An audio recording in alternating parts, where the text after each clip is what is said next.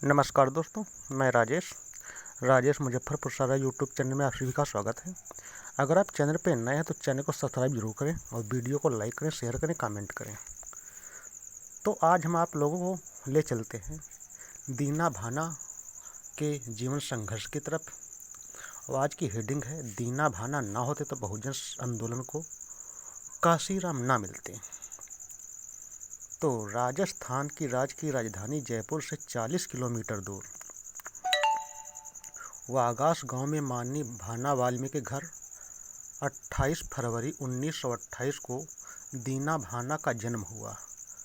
पहले बच्चे का नाम दीनानाथ रखा गया, लेकिन बाद में नाथ हटाकर उनके नाम के अंत में उनके पिता का नाम भाना लगाकर उनका नाम दीना भाना कर दिया।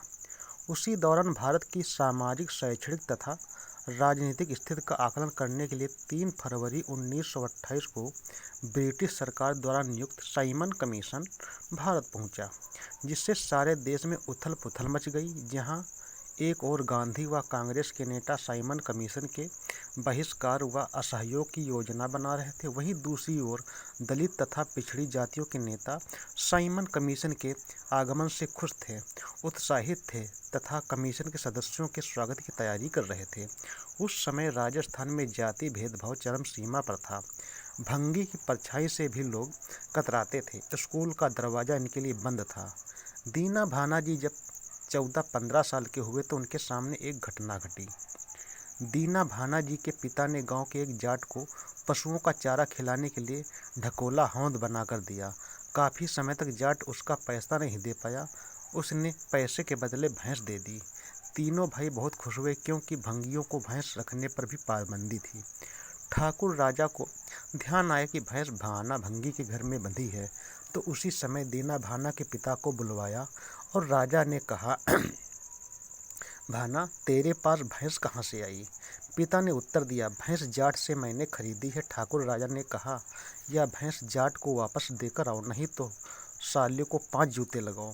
सुअर पालने वाले भैंस कैसे रख सकते हैं? भाना डर गए और जाट को भैंस वापस कराए। दीना भाना ने अब बीती सुनाते हुए कहा, भंगी जातियों को तो कुछ मिला ही नहीं, इसका मैं व्यक्तिगत तौर पर शिकार हूँ। उपरोक्त घटना से आहत मैं 1935 में गांव छोड़ दिल्ली अपने भाई के पास चला आया। 1946 में महाराष्ट्र राज्य में पूना चला आया। 2 वर्ष मजदूरी करता रहा। वहां कुछ समय बाद सन 1948 में DRDO रक्षा विभाग में एक सरकारी नौकरी मुझे मिली। सरकारी नौकरी में भर्ती होने के पहले अपनी जाति का भी लिखनी पड़ती थी। वहाँ मेरी जाति का पता चला। वैसे तो मैं वहाँ लेबर के तौर पर काम पर लगा था, मगर ऑफिस के लोग मुझे झाड़ू लगवाने का कार्य करवाते थे। मुझे वह सहन नहीं होता था। मैं उस वक्त मजबूर और मुसीबत का मारा था। दिल्ली में पचकुइयाँ रोड में मैंने 1944 में डॉक्टर अंबेडकर का भाषण सुना था। डॉक्टर अंबेडकर हमारे लोगों को कहते थे कि ज़्यादा पढ़ाई करो। मैं बहुत प्रेरित हुआ, मगर मैं पढ़ नहीं सका। पुणे में जाने के बाद मैंने अपनी कुछ पढ़ाई शुरू की। थोड़ी बहुत अंग्रेजी पढ़ी, जिसकी बदौलत 1967 में मुझे पुणे में निरीक्षक के पद पर प्रमोशन मिल गया। रक्षा संस्थान में निगोशिएबल इंस्टीट्यूट एक्ट 1881 के अनुसार संस्थान के प्रमुख को कैलेंडर वर्ष प्रारंभ होने के पूर्व संस्थान की सभी यूनियनों की बैठक कर पूरे वर्ष के लिए छुट्टियां तय करना होता था। तदनुसार 1964 में पूरे रक्षा संस्थान के प्रमुख बैठक बुलाई। 36 वर्षीय दीना भाना जी ने चतुर्श्रेणी कर्मचारी संघ का प्रतिनिधित्व किया। अन्य ज़्यादातर यूनियनों का प्रतिनिधित्व ब्राह्मणों द्वारा किया जा रहा था। सभी ने अपने पूर्वजों की जयंती जैसे होली, दशहरा, दिवाली आदि त्योहारों के अवसरों पर छुट्टियों के लिए अनुरोध किया। बैठक की कार्रवाई मिनट रजिस्टर में दर्ज की गई और सभी को हस्ताक्षर के लिए कहा गया। माननीय दीना भाना जी की बारी आई तो उन्होंने इनकार कर दिया और कहा कि मैं 14 अप्रैल डॉक्टर अंबेडकर जयंती की छुट्टी चाहता हूँ। संस्थान प्रमुख महाराष्ट्रीय ब्राह्मण ने कहा, तुम महाराष्ट्रीय नहीं हो, तुम्हें डॉक्टर अंबेडकर से क्या लेना? दीना भाना जी के हस्ताक्षर न होने से समस्या खड़ी हो गई। संस्थान प्रमुख ने दबाव में लेना शुरू कर दिया और कहा, तुम ज़्यादा मत बोलो। तुम्हें तो बोलने का भी अधिकार नहीं है। क्या तुम कानून जानते हो? माननीय दीना भाना ने जवाब दिया, बोलने का अधिकार मुझे संविधान के माध्यम से मिला है। संस्थान प्रमुख ने डॉक्टर अम्बेडकर को गाली देना शुरू कर दिया और कहा कि तुम्हारा अम्बेडकर महादुष्ट था। ऐसा कहने पर झगड़ा हो गया। माननीय दीना भाना को सस्पेंड कर दिया गया।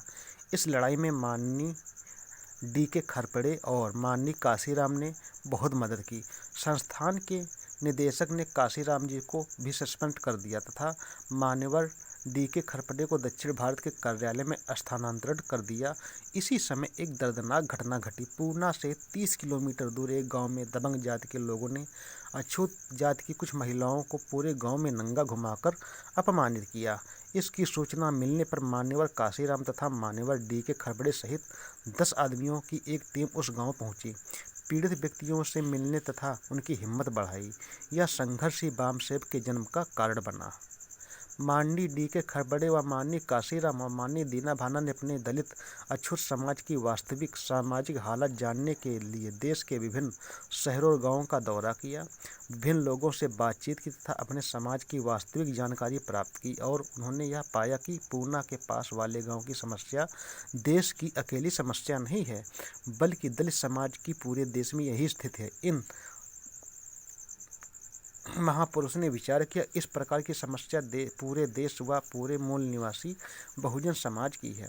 राष्ट्रव्यापी समस्या से निजात पाने के लिए राष्ट्रव्यापी संगठन का निर्माण करना चाहिए। फलतः माननीय काशीराम, माननीय D.K. खरपड़े व दीना भाना तथा देश के विभिन्न राज्यों से आए मूल निवासी बहुजन समाज के अथक प्रयास से 6 दिसंबर 1978 को दिल्ली की बोट क्लब पर वामसेव संगठन का निर्माण कर उसका लक्ष्य तय किया गया। सामाजिक व्यवस्था परिवर्तन। सफाई कर्मी जाति के पढ़े लिखे लोग फूले अम्बेडकर विचारधारा से अभी भी कोसों दूर है, लेकिन आज अच्छे संकेत मिल रहे हैं। अम्बेडकर विचारधारा का वाल्मीकि समाज में आगाज हो चुका है। वे आज स्पष्ट तौर पर यह महसूस करते हैं और स्वीकार करते हैं कि हम लोगों को बाबा साहेब को बहुत पहले ही अपना लेना चाहिए था, देरी हो गई।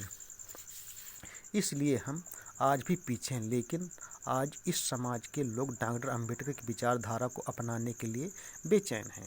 आज ये लोग आत्मसम्मान पाने के लिए प्रयासरत हैं, लेकिन दीना भाना जी जैसी शख्सियत जिनका सफाई कर्मी जाति में जन्म हुआ, जो 4 दर्जा कर्मचारी थे अर्थात ज़्यादा पढ़े लिखे भी नहीं थे, उनके अंदर मान सम्मान की भावना कूट कूट कर भरी हुई थी, क्योंकि वह बाबा साहेब की विचारधारा के संपर्क में थे।